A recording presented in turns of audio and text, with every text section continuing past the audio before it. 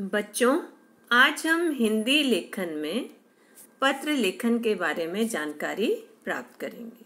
तो आइए सबसे पहले जानते हैं पत्र लेखन क्या है। पत्र लेखन एक कला है। पत्र के माध्यम से हम अपने भावों और विचारों को व्यक्त कर सकते हैं। आजकल हमारे पास बातचीत करने के लिए, हालचाल जानने के लिए अनेक आधुनिक साधन उपलब्ध हैं, जैसे टेलीफोन, मोबाइल फोन, ईमेल आदि। परंतु इन सब के बावजूद पत्र लिखना महत्वपूर्ण ही नहीं, अत्यंत आवश्यक भी है, क्योंकि फोन आदि पर बातचीत अस्थायी होती है। परंतु पत्र लिखित दस्तावेज होने के कारण स्थायी रूप ले लेता है। बच्चों, आज भी पत्र लिखना अत्यंत आवश्यक है। तो आज हम पत्रों के प्रकार और पत्र के प्रारूप के बारे में जानकारी प्राप्त करेंगे। आइए सबसे पहले पत्रों के प्रकार जानते हैं। पत्रों के प्रकार मुख्य रूप से पत्रों को निम्नलिखित दो वर्गों में विभाजित किया जा सकता है। पहला है औपचारिक पत्र और दूसरा है अनौपचारिक पत्र। पहला औपचारिक पत्र। औपचारिक पत्र उन्हें लिखा जाता है जिनसे हमारा कोई निजी संबंध नहीं होता। विद्यालय में प्रधानाचार्य को लिखे गए पत्र, आवेदन पत्र, सरकारी विभागों को लिखे गए पत्र, व्यवसाय के लिए लिखे गए पत्र, किसी संपादक को लिखे गए पत्र औपचारिक पत्र कहलाते हैं। और दूसरा है अनौपचारिक पत्र। अनौपचारिक पत्र उन्हें लिखा जाता है जिनसे हमारा निजी संबंध होता है। अपने मित्रों को, रिश्तेदारों को लिखे गए पत्र, भाई बहनों को लिखे गए पत्र अनौपचारिक पत्र कहलाते हैं। औपचारिक पत्र और अनौपचारिक पत्र दोनों ही पत्रों के लिखने के प्रारूप में अंतर है। कक्षा 10वीं में पाठ्यक्रम में औपचारिक पत्रों का समावेश है। तो आज हम औपचारिक पत्रों के बारे में, उसके प्रारूप के बारे में जानेंगे। औपचारिक पत्र व्यवसाय से संबंधी पत्र, प्रधानाचार्य को लिखे प्रार्थना पत्र, आवेदन पत्र, सरकारी विभागों को लिखे गए पत्र, संपादक के नाम लिखे गए पत्र आदि औपचारिक पत्र कहलाते हैं। औपचारिक पत्र हम उन्हें लिखते हैं जिनसे हमारा कोई निजी संबंध नहीं होता है। औपचारिक पत्रों को निम्नलिखित वर्गों में विभाजित किया जा सकता है। पहला है प्रार्थना पत्र या आवेदन पत्र।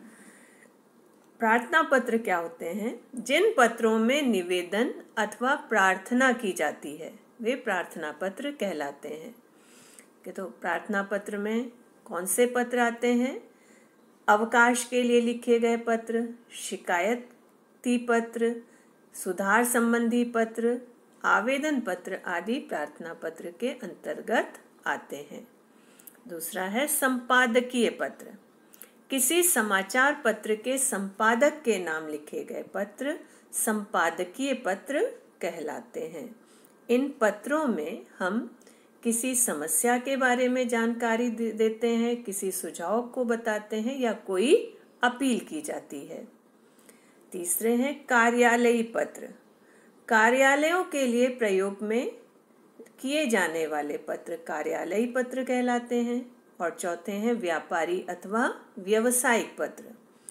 व्यवसाय में सामान खरीदने, बेचने या रुपयों के लेन देन से संबंध में जो पत्र लिखे जाते हैं वे पत्र व्यावसायिक पत्र कहलाते हैं। आइए अब हम जानते हैं औपचारिक पत्र लिखते समय ध्यान रखने योग्य बातें। पहला, औपचारिक पत्र नियमों में बंधे हुए होते हैं। औपचारिक पत्र का एक प्रारूप होता है, उसी प्रारूप के अनुसार हमें पत्र लिखना होता है।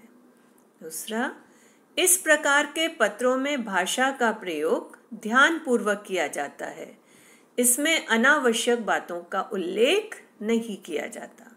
ये पत्र लिखते समय भाषा सोच समझकर प्रयोग में लाई जाती है और अनावश्यक बातों के बारे में इस पत्र में नहीं लिखा जाता।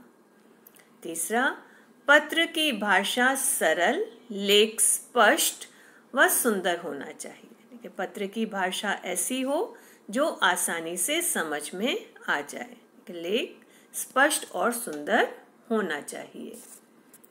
चौथा, यदि आप कक्षा अथवा परीक्षा भवन से पत्र लिख रहे हैं तो कक्षा अथवा परीक्षा भवन अपने पता के स्थान पर तथा क ख ग अपने नाम के स्थान पर लिखना चाहिए। तो अगर परीक्षा भवन से पत्र लिख रहे हैं तो पता के स्थान पर परीक्षा भवन लिखना है। अगर कक्षा से पत्र लिख रहे हैं तो पता के स्थान पर कक्षा लिखना है और अपने नाम के स्थान पर क ख ग का प्रयोग करना चाहिए। पांचवा, पत्र पृष्ठ के बाईं ओर से हाशिए के साथ मिलाकर लिखें। पत्र पृष्ठ पेज के बाईं तरफ से हाशिए के साथ, हाशिया कहते हैं मार्जिन को, मार्जिन के साथ मिलाकर लिखना चाहिए। पत्र को एक ही पृष्ठ में लिखने का प्रयास करना चाहिए। ये कोशिश करनी चाहिए कि पत्र एक ही पृष्ठ में समाप्त हो जाए। ऐसा इसलिए आवश्यक है क्योंकि एक ही पृष्ठ में जब हम लिखते हैं तो जो लयबद्धता है, तारतम्यता है, वो बनी रहती है। तो अब औपचारिक पत्र का प्रारूप देखते हैं। तो औपचारिक पत्र में 7 अंग होते हैं। अब वो कौन कौन से हैं? सबसे पहले प्रेषक का पता। पत्र लिखते समय हम सबसे पहले प्रेषक का पता लिखते हैं। प्रेषक किसे कहते हैं? जो पत्र लिख रहा है उसे प्रेषक कहते हैं। तो सबसे पहले बाईं तरफ हाशिए से मिलाकर प्रेषक का पता लिखते हैं। अगर हम परीक्षा भवन से पत्र लिख रहे हैं तो पता के स्थान पर परीक्षा भवन लिखा जाता है। पता लिखने के बाद एक पंक्ति छोड़कर, एक लाइन छोड़कर दिनांक लिखते हैं कि दिनांक जिस दिन पत्र लिख रहे हैं उसी दिन की तिथि, उसी दिन की दिनांक डाली जाती है। दिनांक लिखने के बाद फिर एक पंक्ति, एक लाइन छोड़ते हैं और प्रापक का पद और प्रापक का पता लिखते हैं। प्रापक कहते हैं जिसे हम पत्र लिख रहे हैं। ठीक है, तो सबसे पहले प्रेषक का पता, उसके बाद एक लाइन छोड़कर दिनांक, फिर एक लाइन छोड़कर प्रापक का पद और प्रापक का पता। ठीक है, पद कहते हैं डेजिग्नेशन को। ठीक है, जिससे हम पत्र लिख रहे हैं उसका पद और उसके तुरंत नीचे उसका पता। इसके बाद एक लाइन छोड़कर विषय लिखा जाता है। विषय लिखते समय ये ध्यान रखना है कि जिसके बारे में पत्र लिखा जा रहा है उस कारण को एक ही पंक्ति में संकेत शब्दों में लिखा जाता है। ठीक है, विषय का यहाँ पर विस्तार नहीं किया जाता, उस कारण को संकेत शब्दों में एक ही पंक्ति में लिखा जाता है। विषय लिखने के बाद एक पंक्ति छोड़कर, एक लाइन छोड़कर संबोधन लिखा जाता है। ठीक है, संबोधन के लिए महोदय, मान्यवर या माननीय महोदय जैसे संबोधनों का प्रयोग किया जाता है। संबोधन लिखने के बाद एक पंक्ति छोड़कर पत्र का कलेवर शुरू किया जाता है, जिसे हम विषय वस्तु भी कहते हैं। ठीक है, पत्र के कलेवर को या पत्र के विषय वस्तु को 3 अनुच्छेद में लिखा जाता है। पहला अनुच्छेद, पहले अनुच्छेद में पत्र लिखने के कारण को संक्षेप में बताया जाता है। कि पत्र के कारण का संक्षिप्त विवरण पहले अनुच्छेद में प्रस्तुत किया जाता है। उसके बाद दूसरा अनुच्छेद लिखते हैं। दूसरे अनुच्छेद में पत्र का विस्तार किया जाता है। कि जो समस्या, जो कारण है उसको विस्तृत, उसकी जानकारी विस्तृत रूप से दूसरे अनुच्छेद में दी जाती है। उसके बाद तीसरा अनुच्छेद लिखते हैं। तीसरे अनुच्छेद में कार्य के संपादन का आग्रह किया जाता है। ठीक है, हम क्या अपेक्षा रखते हैं, उस अपेक्षा की जानकारी तीसरे अनुच्छेद में दी जाती है। यहाँ पर तीनों अनुच्छेद लिखने के बाद एक लाइन छोड़ करके पत्र की समाप्ति की जाती है और समाप्ति में हम सधन्यवाद या कष्ट हेतु क्षमा, सबसे पहले ये लिखते हैं, पत्र के अनुसार सधन्यवाद या कष्ट हेतु क्षमा लिखा जाता है। उसके बाद अगर हम प्रधानाचार्य को पत्र लिख रहे हैं तो आपका आज्ञाकारी छात्र या आपकी आज्ञाकारिणी छात्रा, और अगर हम किसी कार्यालय के लिए पत्र लिख रहे हैं या संपादकीय पत्र लिख रहे हैं तो वहाँ पर भवदीय या भवदीया का प्रयोग किया जाता है। और उसके बाद हम नाम और पद, अगर अनिवार्य है तो पद लिखते हैं, अन्यथा केवल नाम लिखते हैं। जैसा कि पहले भी बताया कि अगर आप कक्षा या परीक्षा भवन से पत्र लिख रहे हैं तो आपको नाम नहीं लिखना है, उसकी जगह क ख ग लिखना है। तो ये था पत्र का प्रारूप। आइए इसी प्रारूप के आधार पर हम उदाहरण देखते हैं। पहला उदाहरण है, विद्यालय में खेल सामग्री उपलब्ध कराने का अनुरोध करते हुए प्रधानाचार्य को पत्र लिखिए। आइए देखते हैं। जैसा सबसे पहले बोला था कि प्रेषक का पता, कि तो अगर परीक्षा भवन से पत्र लिख रहे हैं तो हमें पता के स्थान पर परीक्षा भवन लिखना है। तो सबसे पहले बाईं तरफ हाशिए से मिलाकर लिखेंगे परीक्षा भवन, उसके नीचे ठाणे पश्चिम। ठीक है, फिर प्रारूप के अनुसार एक लाइन छोड़ेंगे और दिनांक लिखना है।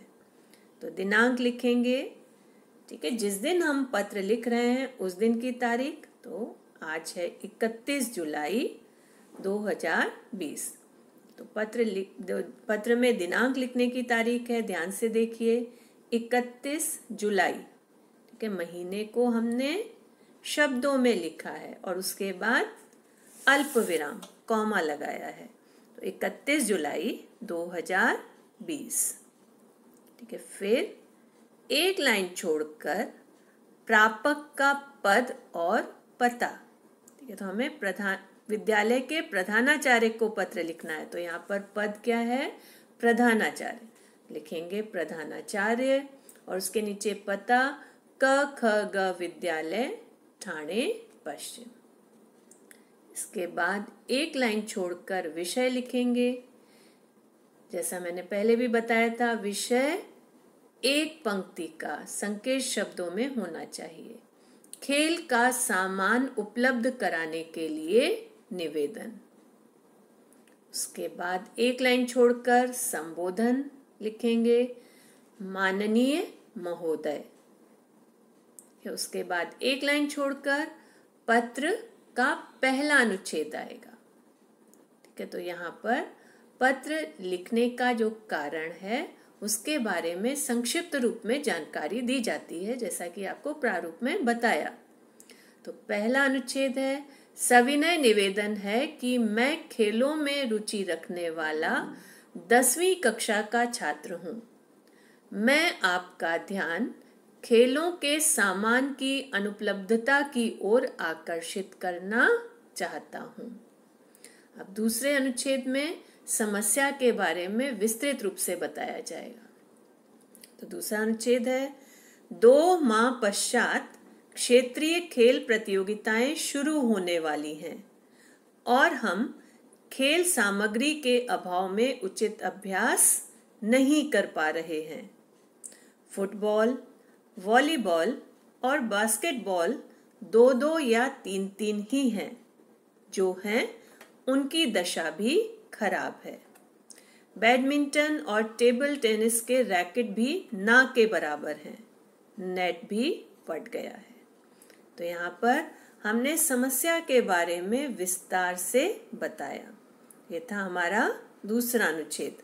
अब तीसरे अनुच्छेद में हम कार्य संपादन का आग्रह करेंगे। हम क्या अपेक्षा करते हैं उसके बारे में तीसरे अनुच्छेद में लिखेंगे। तो तीसरा अनुच्छेद है, हम आशा करते हैं कि आप शीघ्र ही खेल शिक्षक से परामर्श कर खेलों का सामान उपलब्ध कराएंगे ताकि हम उचित अभ्यास कर सकें और प्रतियोगिता में विजय प्राप्त कर आपके सम्मुख प्रस्तुत हो सके।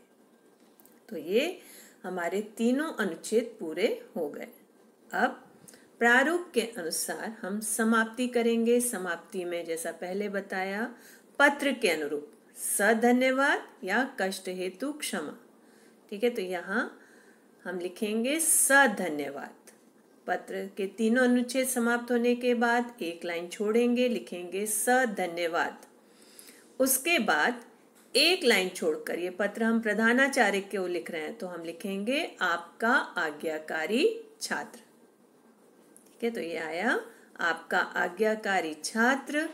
और परीक्षा भवन से पत्र लिख रहे हैं तो यहाँ पर नाम नहीं लिखना है, तो हम नाम की जगह लिखेंगे अ ब स, उसके नीचे कक्षा 10वीं अ और अनुक्रमांक के बदले भी 2 क्रॉस यहाँ पर लगाए हैं। ठीक है, तो ये था जो प्रारूप हमने औपचारिक पत्र का देखा उसके अनुसार एक उदाहरण। आइए एक और उदाहरण देखते हैं। आप संत नगर ठाणे के निवासी हैं। अपने क्षेत्र की स्ट्रीट लाइट संबंधी गंभीर समस्या की ओर वरिष्ठ अधिकारियों का ध्यान आकृष्ट करते हुए नगर निगम को पत्र लिखिए। ठीक है, तो यहाँ पर प्रश्न को ध्यान से देखिए। यहाँ पर आप कहाँ के रहने वाले हैं वो पता यहाँ पर दिया है। अगर इस तरीके का प्रश्न आएगा जिसमें पता दिया है तो यहाँ पर भले ही हम परीक्षा भवन या कक्षा से पत्र लिख रहे हैं, हमें पता के स्थान पर जो पता प्रश्न में दिया गया है वही लिखना है। ठीक है, तो आइए इस पत्र का प्रारूप क्या होगा उसे भी देखते हैं। तो यहाँ पर सबसे पहले देखिए हमें क्या लिखना है, प्रेषक का पता, पत्र लिखने वाले का पता। तो यहाँ पर पता दिया गया था तो हम वही पता लिखेंगे, संत नगर ठाणे पश्चिम। उसके बाद एक लाइन छोड़ करके दिनांक लिखेंगे।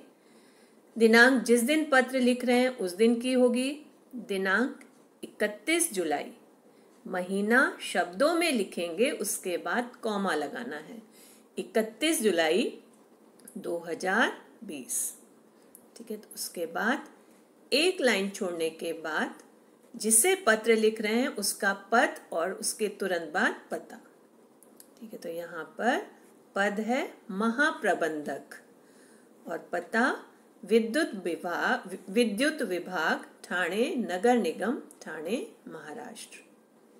ठीक है, तो ये हो गया प्रापक का पद और प्रापक का पता। उसके बाद एक लाइन छोड़कर हम लिखेंगे विषय। विषय एक पंक्ति में संकेत शब्दों में लिखा जाएगा।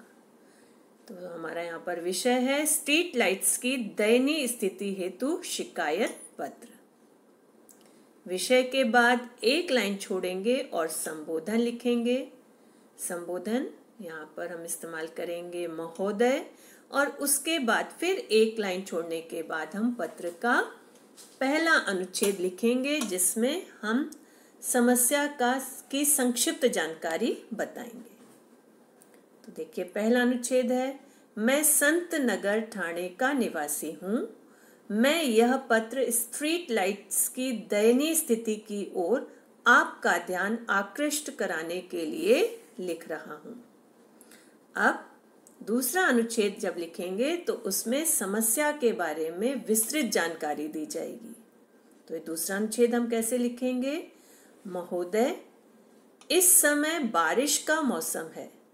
ऐसे में हमारे क्षेत्र की सड़कों पर जगह जगह पानी भर जाता है और रात में यहाँ गंभीर दुर्घटनाएं होने की आशंका रहती है। यहाँ की अधिकतर स्ट्रीट लाइट्स काम ही नहीं करती हैं और जो काम कर रही हैं वह भी कम रोशनी दे रही हैं। इसके कारण बुजुर्ग लोगों को अत्यंत परेशानी का सामना करना पड़ रहा है। अंधेरे के कारण यहाँ आपराधिक गतिविधियां भी बढ़ गई हैं, साथ ही वाहन दुर्घटनाएं तो यहाँ आम बात हो गई हैं। तो ये दूसरा अनुच्छेद था जिसमें हमने समस्या की विस्तृत जानकारी दी। अब तीसरे अनुच्छेद में हम कार्य संपादन का आग्रह करेंगे। तो तीसरा अनुच्छेद होगा, मेरा आपसे अनुरोध है कि आप स्ट्रीट लाइट्स का यथाशीघ्र उचित प्रबंध कराने की कृपा करें, जिससे दुर्घटनाओं और आपराधिक गतिविधियों पर काबू पाया जा सके। तो ये कार्य संपादन का आग्रह करते हुए तीसरा अनुच्छेद था। अब एक लाइन छोड़ने के बाद हम पत्र की समाप्ति में सबसे पहले लिखेंगे धन्यवाद, और उसके बाद एक लाइन छोड़कर भवदीय। यहाँ पर प्रश्न में नाम नहीं दिया गया था, तो इसलिए नाम की जगह भवदीय के नीचे क ख ग लिखा जाएगा। ठीक है, अगर प्रश्न में नाम दिया जाता तो हम क ख ग की जगह नाम लिखते। बच्चों, ये थे औपचारिक पत्र के 2 उदाहरण। तो आज हमने औपचारिक पत्र का प्रारूप और उदाहरण देखे। औपचारिक पत्रों के प्रारूप और जो उदाहरण हमने देखे उसी के अनुसार आपको अभ्यास कार्य दिया जा रहा है, जो कि आपको अनिवार्य रूप से करना है। तो पहला प्रश्न है, आपकी कॉलोनी से ठाणे परिवहन निगम की बस सेवा उपलब्ध नहीं है। आप परिवहन निगम के अध्यक्ष को पत्र लिखिए जिसमें आपकी कॉलोनी तक बस चलाने का अनुरोध हो। तो ये एक पत्र आपको लिखना है। और दूसरा पत्र है, अपने क्षेत्र के बिजली विभाग के अधिकारी को बिजली बिल ठीक कराने के लिए पत्र लिखिए। तो ये 2 पत्र आपको अभ्यास कार्य के रूप में करने हैं। बच्चों, आज हमने औपचारिक पत्र के प्रारूप और उसके उदाहरण देखे। मैं उम्मीद करती हूँ कि आपको औपचारिक पत्र किस तरीके से लिखा जाता है ये समझ में आया होगा। धन्यवाद।